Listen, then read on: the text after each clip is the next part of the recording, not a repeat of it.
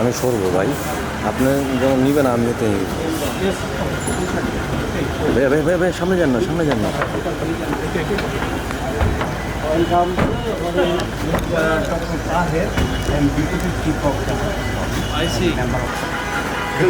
ব্যাস ব্যাস ব্যাস ভাই, যাবো না ভাই। রিপাবলিক অফ চায়নার বাংলাদেশস্থ এমবেসির মাননীয় অ্যাম্বাসেডার এসেছেন, তার সাথে ডেপুটি অ্যাম্বাসেডার, পলিটিক্যাল অ্যাটাচি এবং আরও গুরুত্বপূর্ণ সদস্যরা এসেছেন। 4 সদস্যের টিমে উনি নেতৃত্ব দিচ্ছেন। আমরা দীর্ঘ 1 ঘন্টা একসাথে বসেছি, কথা বলেছি।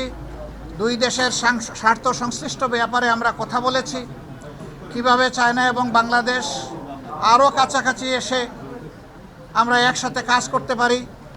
আমাদের শিক্ষা, সংস্কৃতি, ডেভেলপমেন্ট এই সব ক্ষেত্রেই আমরা একসাথে এগিয়ে যেতে পারি, সেই বিষয়গুলো আলোচনা হয়েছে। তার পাশাপাশি বাংলাদেশে রিসেন্ট যে পরিবর্তন হয়েছে সেই বিষয়গুলো আমাদের আলোচনায় স্থান পেয়েছে। আমরা আশা করছি আগামীর দিনগুলোতে 2 দেশের জনগণ, 2 দেশের সরকার, পার্টি টু পার্টি আমরা আরও ক্লোজলি কাজ করার সুযোগ পাব এবং আমরা আশা করছি আগামী দিনগুলোতে আমাদের এই ধরনের মিউচুয়াল ডায়ালগ অব্যাহত থাকবে 2 দেশের স্বার্থে। ইনভেস্টমেন্ট বাড়ানোর জন্য আমরা অনুরোধ করেছি ওনাদেরকে আমাদের দেশের ডেভেলপমেন্ট পার্টনার হিসেবে গুরুত্বপূর্ণ পার্টনার হচ্ছে পিপলস রিপাবলিক অফ চায়না।